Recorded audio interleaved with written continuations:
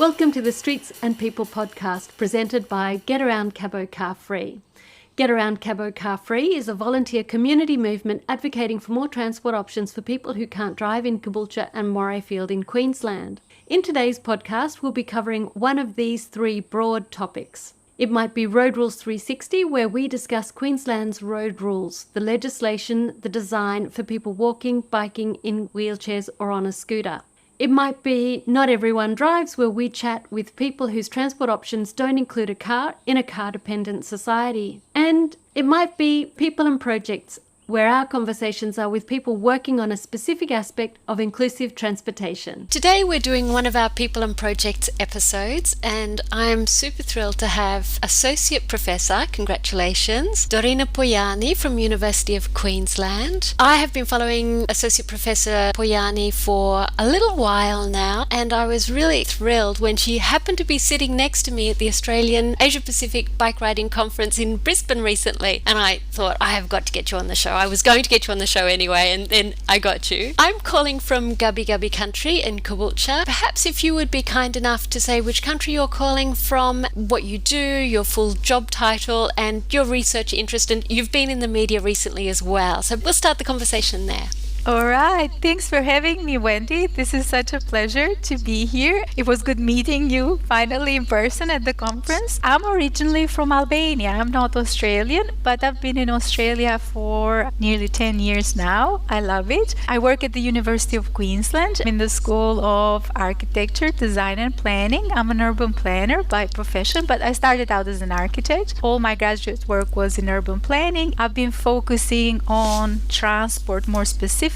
I don't care about large ticket items like highways and big interchanges and such. I like the small scale pedestrian paths, bike lanes, the human-centered transport. I always like to have this as an opportunity to explain what actually are these terms. So architecture is the building of houses, designing of specific houses, is that right? Yes, architecture is about smaller units. Well, it can be large units, it can be skyscrapers, but it's individual buildings. Some parts of urban planning you can consider as architecture in larger scale, as in the design of a neighborhood, but a lot of urban planning is not focused on construction. It could be about getting a community together, discussing an issue. That's social planning. Then we have planning where you do the same thing, but you focus more on the environment. Then there is economic development planning, where you more work with data and looking at how to bring investment into a community, and that can be done domestically. There is international development planning that looks at aid to other countries. So there are many branches of urban planning. It's a much larger profession than architecture alone. So if you started off in architecture, what made you interested in architecture? And then what made you want to transition into human-scaled transport? Also describe what human-scaled transport is. For me, it was sort of the default choice because my mother is an architect, my father is a civil engineer, and there are other architects and engineers in the family, so it was kind of the family trade. That's all I knew. My sister went into economics, and that was unusual for our family. No one had done economics before, but even she eventually ended up in environmental economics, so kind of closer to what I do.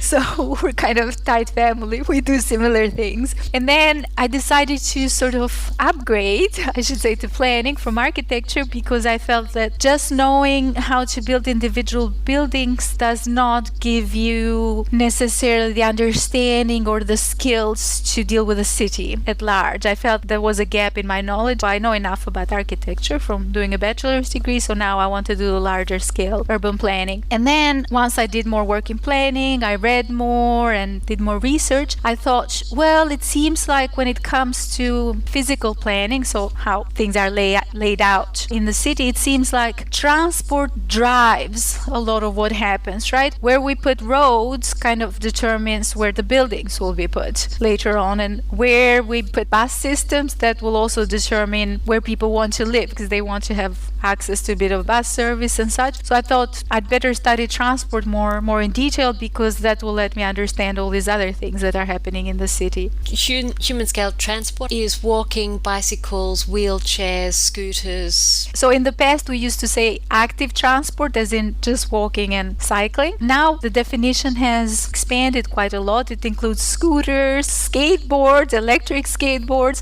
micromobility devices. So it's become a lot more interesting. There is a whole lot of other vehicles we need to think about now. So you were recently in the media. Congratulations. Thank you. I actually didn't know you had been in the media. So if you could describe your current research projects and why you chose that area. A few years ago, we got this big grant from the Australian Research Council, which is the branch of government that funds research for universities. And that was actually on parking. Our industry partner was the Department of Transport and Main Roads here in Queensland. So they wanted to know how much parking we have, where are the parking gaps, how can we make parking more efficient. As we did the project, we realized we know very little about parking in this country. So it was hard to even create an initial database of how much parking we have. Put together all the parking along the streets, the curbside parking and parking in garages and personal parking, home garages people have, and driveways. We just don't keep track of all of that information very well. So anyways, we put it all together, and then towards the end of the project we said, well, we want to also look at the relationship between parking and cycling, because a lot of parking happens on the street. There is parking in garages and lots off the street. A lot of it is right along public streets that we use. So we are used to dedicating one whole lane to parking on both sides of the street. In theory, there are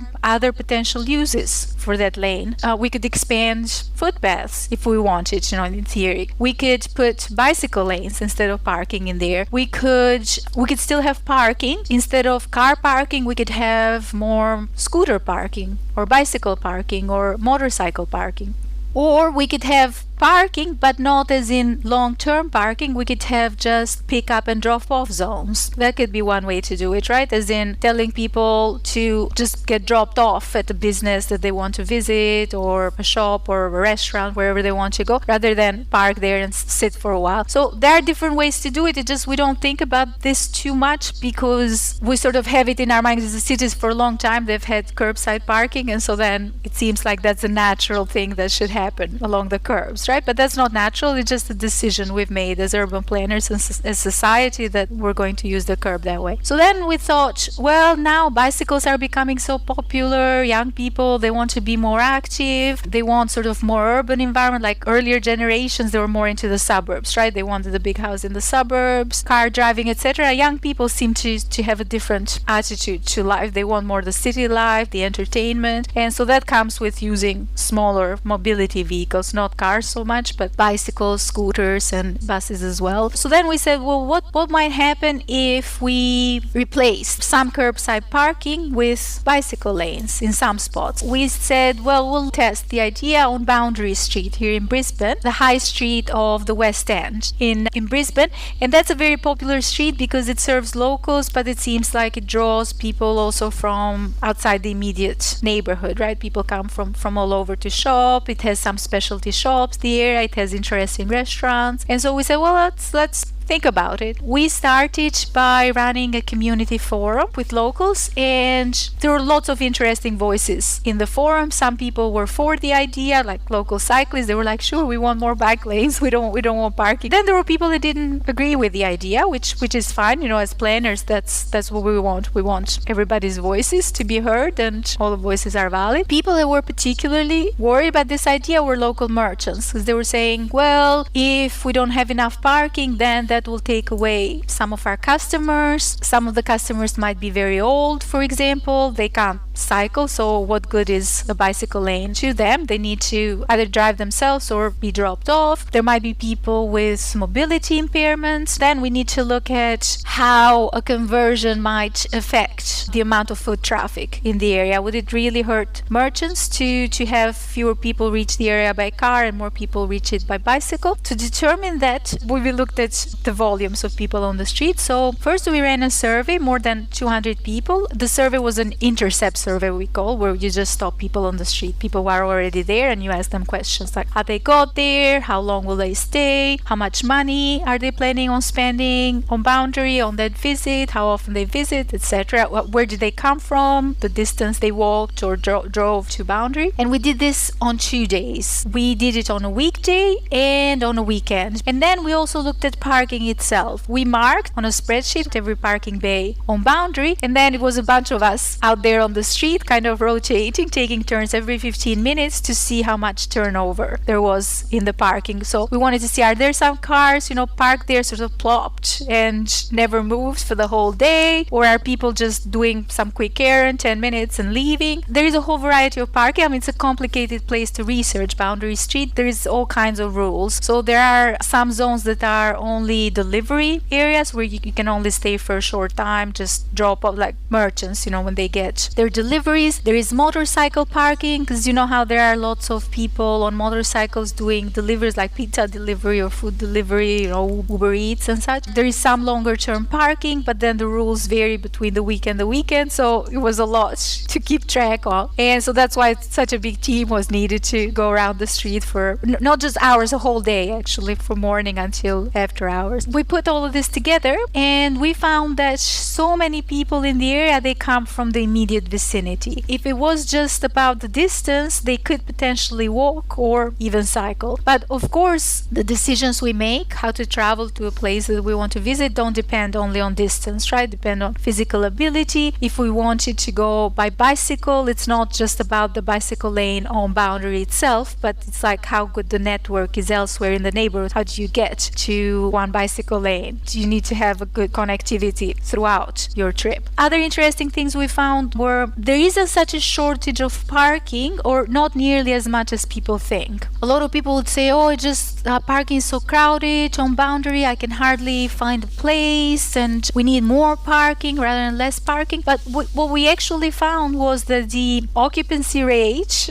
to use technical term, during the week was 65%, and during the weekend was 85%. And that means that there is usually 1 or 2 spots per block. In very practical terms, what it means is that maybe there won't be a parking spot right in front of the business you want to go to, but there is parking a little bit farther down the road, right? If you're willing to park your car at one edge of Boundary and then walk to your destination, you'd be fine most of the time. And then another thing is that there is a lot of off-street parking near Boundary Street. A lot of businesses, they have these lots on the back. They're not very large, but they're there and people could potentially use them. And then because we've seen all this development as in high-rise residential in the form of big grocery stores, like there is a Harris Farm now on Boundary, there is a new Woolies, so all of those businesses come with parking, right? All of that could be used by people that are going to patronize the businesses on the street as well. Parking supply has actually increased, it's not decreased more recently. All in all, we felt that it would be doable to remove maybe one side just on one side of the street, to remove the curbside parking and install cycling lanes there. And there are different ways to do it. I mean, you can have one cycling lane on one side of the street and make that bi-directional, bicycles going on both directions on one side, and that presents a bit of an interesting design challenge. So how you connect then those cyclists to the rest of the streets, but it's doable. We were cognizant of the concerns that the merchants had at the beginning of the study. What we said in our recommendations was to proceed in stages. Convert maybe one side first, see how that works, do an evaluation study, and then proceed to convert the other side if needed. That was the study. Gosh, there's so much stuff there. I've seen bike lanes where you have the footpath and then you have the bike lane and then you have the car parked. That's one design option. Another design option is yet to have the cars parked between the footpath and the bike lane. Less safe though, I gather. Yeah, that's the problem. I mean, you don't want to block visibility for cyclists too much, because that creates a problem at the turning. So at the intersections, if you have cars parked in between, then cyclists cannot see very well. Different cities have done them, and it would work okay in some situations if you have very well designed intersections where cyclists are protected at the intersection as well. So I saw that you called it Robin Hood. What was the thinking about the Robin Hood idea? We called it that because we feel cyclists are a bit the underdog in Brisbane, right? A while back, we looked at the amount of money that's allocated to active transport throughout Australia, and it's not really very much compared to what we allocate for cars and what we allocate for public transport as well. I mean, we spend a lot more on public transport, whereas cycling was even hard to find data to figure out how much is spent, because often the data on cycling is bundled with data on footpaths, or sometimes they bundle it with all alternative transport, like anything that's not car gets bundled together. So it was hard to untangle, but we did what we could, and we saw that just such little money that's spent on cycling. We've done research in the past looking at attitudes, and so many cyclists, they complain. They're like, well, we're seen as if we're taking space on the road that doesn't really belong to us. People see us as sort of hostile rather than seeing as, well, this is another road user that we need to take care of. People don't do that with pedestrians. Drivers don't see pedestrians as a bother, right? Because pedestrians have their own space, but with cyclists, there is this hostility. It's very different in other countries that have more cycling. This is all because we have very low cycling rates, right? I used to live in the Netherlands in the past. I did my postdoctoral residency there. The hostility just isn't there between cyclists and drivers because those roles are interchangeable. People who drive at other times in their life, they also bicycle. So when they see a cyclist on the street, they're like, well, that could be me. They identify with the cyclist. Here in Brisbane, I think the problem is a lot of people have not tried cycling at all. That's why they see cyclists as some kind of alien category out there rather than be like, well, it's something I could do as well. That will create a friendlier atmosphere, right, if more people cycle. Did you do any research between inner suburbs like you were doing there in West End? Here, we're right on the outskirts. So around here, it's car dependent. You know, it's called transport disadvantaged, I gather, in the literature. We have much higher rates of two-car households, surely because there's very little alternative. Yeah, that's understandable. That's something I hear a lot from people where they say, oh, you're all talking about cycling and we should cycle more. But where do we cycle in the suburbs? We're not given the opportunity. Even if we wanted to do it, the destinations are not so close to cycle in the first place. The infrastructure isn't there. Sometimes the suburbs are designed even without footpaths. I mean, in theory, it's legal to cycle on footpaths in Queensland. People could do that, but sometimes suburbs don't even have footpaths. People really have to take sort of their life in their hands. They have to take huge risks to their children, allowing their kids to cycle to school, and they just won't do it. That's perfectly understandable. It would be really unfair to tell people, well, just do it. That's not how planning works. You need to enable people to do what they want to do. What we did a few years ago, we looked at people who have chosen to go carless, and then how they organize their life without a car is up to them. I mean, some cycle instead, some take public transport. I'm one of those people myself. I've chosen to live car-free. So what we found was that it's certainly much easier to make this choice in the inner city. So I don't think I could do it if I didn't live in a very central neighborhood that's very well connected with public transport. And I'm not a cyclist myself. I love the activity. I find it's very enjoyable. I do it for recreation. I have easy access to Brisbane River from where I live. I'm too scared to cycle on the road. I'll just admit I do not cycle for transport. And a lot of women are in my same position. I mean, women tend to be much more fearful than men. Maybe that's how we're socialized from childhood. Parents are a lot more concerned around girls. They watch their movements more closely than they do with boys. I just don't feel safe enough to cycle in the inner city, but I have chosen to live car-free. I use public transport. I'll use Uber, car sharing services. In fact, when people are negative about Uber and these car sharing services, I feel like that's a bit unfair because that's what allowed me to go car-free. Otherwise, I would have gotten a car like everyone else. If those services weren't available and if I had to rely on the traditional taxi services, I wouldn't have done it because it was just hard to deal with those in the past before Uber. Anyway, so we found that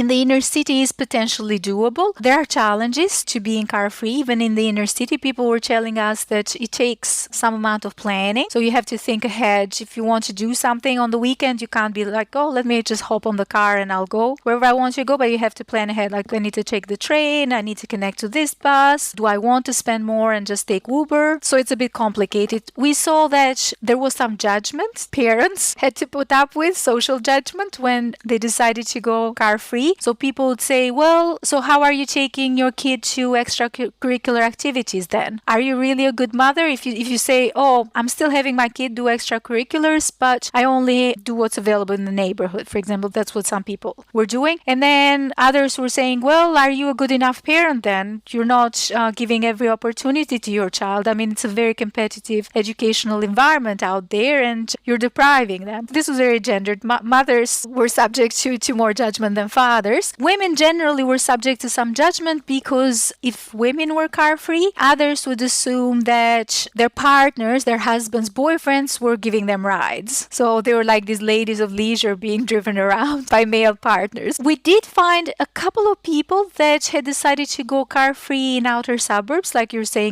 fringe areas of Brisbane. Those tended to be very avid cyclists, the kind of people that cycle long distance, who don't mind cycling in a hot city like Brisbane, in a hilly city like Brisbane, and don't mind the distances either. Those people were very much outliers. So we're car-free, both my husband and I. Oh, and fantastic. We are in Caboolture, right on the outskirts. So how do you do it? There are just lots of things we can't do. If I had children, then it would be a challenge. I would be going, well, how am I going to navigate this? We were lucky enough to have enough money in the bank account to live within walking distance of the station. I mean, it's quite a far walking distance. If I walk, it's 45 minutes, but it is possible. My husband walks a bit quite quicker than me, and he works quite near the station. So for him, it's about 30 minutes walk. I can cycle there in about 10, 15 minutes. When I have a cargo e-bike, they are absolutely wonderful. I love that. I've seen in some other research which is about transport deserts where there is no transport, because we have a very challenging situation here where when you look at the map, there's a bus service. Okay, so there's a bus service, but when you actually live here, no one uses the bus. A bus professional said, yeah, we've got buses driving around air. It's very frustrating for them because they want to make money, but there are all these rules and regulations that TransLink set, and it sort of undermines their capacity to get revenue and to provide a good bus service, in fact. I read recently that in Florida, they decided that it was worthwhile for the public sector to pay for people's Uber rides to access the big transport service like the train, instead of running a big bus empty all day. That's very convenient for people as well, because then they don't have to wait for a local bus to take them to the train station, and then they need to do another transfer. So that could be the way to go in the outer suburbs. I hear this a lot. When you have public transport, it's not economically viable. If you have one person driving a passenger car, that also is not economically viable. So between the three tiers of government, federal, state and local, there's about $30 billion a year that's spent on road building. Car crashes cost $30 billion a year. There are lots of areas where there are these exurbs and suburbs. A lot of people would like to use the bus service. They actually want an improved bus service. Oh, you mean that we need the density? I was hoping you would say something different other than you need to have density, because I'm not convinced about that. And I'm not denying your knowledge or anything like that, but I'm just not convinced. When I say density, first of all, it depends what's meant by density, right? It can mean, to support a bus service, it's not like you need to do Hong Kong level density, because whenever people hear that, immediately the CBD comes to mind. But you don't need CBD densities to make a bus service viable. You can just have houses a little bit closer together than the quarter-acre lot. If you have townhouses, you already can support a decent local bus service, and with townhouses, you can still have a little patch of garden. There are all different ways to do density. It can be that providing a variety of housing types in an area is good because there are always some people that will want to live in small apartments. You have single people that don't want to deal with the maintenance. You have people that's all they could afford, so they need the variety. So once you have a bit of variety, a bus service becomes viable, and then it helps people in single family homes as well. That's great. Thank you very much for that clarification, because I see this about density and I do think about Hong Kong or the inner suburbs, and actually there are quite a lot of suburbs here that are quite tightly packed, and I think it's absolutely viable to have bus service in that space. No, exactly. And to bring back the example of Holland, people don't live in skyscrapers in Holland. I mean, maybe some parts of the larger cities they do, like Rotterdam, Amsterdam, the big cities. But a lot of the smaller towns, people live in townhouses where they have a garden in the back. That's enough density for most people to cycle. It creates these spaces where train stations are close enough for people to walk or cycle to or scooter to. So it's a very nice, gentle density, not overpowering, but it supports transit as well. That's great. Thank you for that. And since you did parking, I just want to go back to that a little Yes. bit. What is it that makes people think, I have to park right outside the shop, my home? Have you come across what that is about? Why is it that, you can be in a big shopping centre, a multi-storey car park, you walk half a kilometre. Of course you do. But suddenly, for some reason, as you say, parking on the side street instead of right outside. What is that gap between people's understanding in the car park shopping centre and just in your home? Because I remember I was living in England, the owner said, you can't park in that car space, that's my car space. It was out there on public land. I think a lot of people don't realise it's public land either, that it's like my space is like completely rubbish. I know. What did you discover on that one? That's true. No, people often feel very entitled to parking. That's true. Even when it's on public land, that shared space, the commons.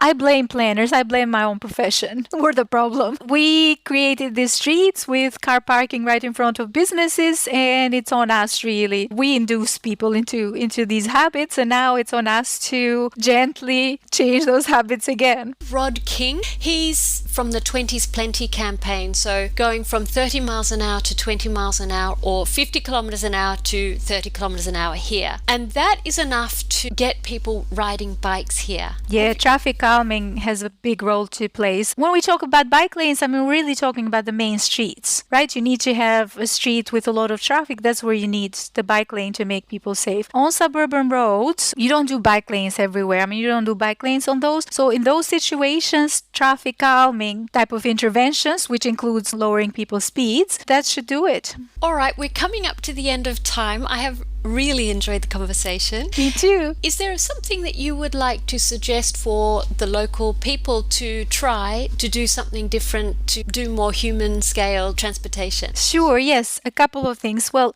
we know that to take up cycling, it helps to be with a friend, to have a buddy or be in a group ride to get over that initial fear of cycling. For me, I hadn't cycled for a long time since I was a child, and I'd cycle alongside my father on the streets. And then I stopped cycling for a long time. I'm in Albania, where I grew up, Tirana, the capital. The traffic got really bad after a while. A lot more people bought cars as the economic level went up. So it was just too difficult to cycle. And then I moved to the Netherlands, and I was fearful because I hadn't cycled in so long, since I was 12, and I was in my 30s by the time I moved to the Netherlands. So in the beginning, it took me a while to get back in the habit. The first rides would go together with my husband. He's not an avid cyclist, but he was more practiced, less fearful than I was. So we did that, and then we'd go with my colleagues as well. So it was a whole environment where people cycled. So sometimes we'd have to go with colleagues, group ride, to go for an outing, like after work. So then I couldn't very well say, no, I'm going to be the odd one out and I won't cycle. I feel like those group situations really, really help if you have a buddy or a group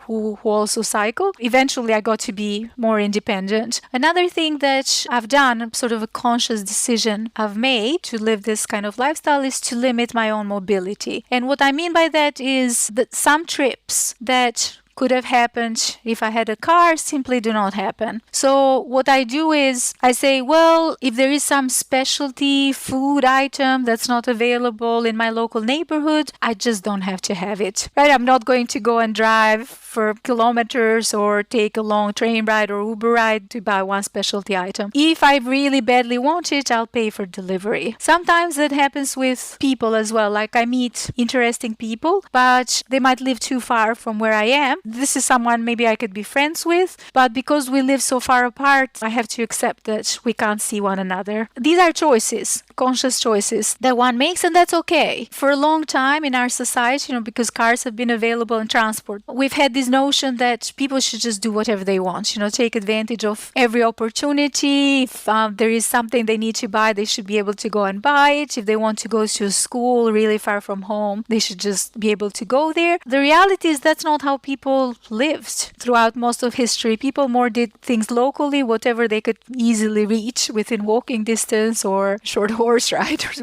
whatever they had available, right? It's not a bad thing if we went back to that kind of mode. I mean, I understand that for work, people might have to still travel long distances because work is so specialized nowadays. It's unlikely that you'll find work right in your own neighborhood. That's a concern, how to get people to work efficiently. And again, the planning profession needs to make that possible by not creating deserts of any kind in the city. Food deserts, doctor deserts, transit deserts and such. That's great. On that note of riding socially, so Get Around has arranged a monthly bike ride. It's 8 a.m. at the Beerburrum end of the Wamuran rail trail. So we start at the Caboolture end and then we cycle to Wamuran and we have a cup of coffee. It's a very slow, family-friendly ride. Basically, we go between 10 to 15 kilometers an hour. It's very gentle, and that's with bicycles, e-bikes, trikes, scooters, wheelchairs, Fantastic. mobility scooters. If you're really fit, you can run too. So that's on the fourth Saturday of the month at 8 a.m. So you are welcome to always join along with that. Fantastic. I might take you up on that. Fantastic. Anything else you would like to add before we close out? Well, the main thing is let's try to move away from cars as much as we can and embrace these other mobility modes. Cars are not the only way to go. I must say I do definitely feel much more connected with my environment and the community just because wherever I go I'm riding a bike and I see a whole lot of people and I wave to them and I can do that. It's wonderful for community building. Thank you so much, Dorina. It's been lovely to have you on. Thank you, Wendy. This was great. Thanks very much. Thanks for enjoying Streets and People presented by Get Around Cabo Car Free. We publish our podcast regularly at the usual places and on our website where you can find out more about us. getaroundcabocarfree.com.au. That's www.getaround, get around, that's pretty straightforward. Cabo, C-A-B-O, that's short for Caboolture. Car Free, C-A-R-F-R-E-E. There's no hyphen in that. .com.au. Our theme music is The Thief on AM Sound, which is just like our cars on our streets, always stealing the space. So let's stop that thief.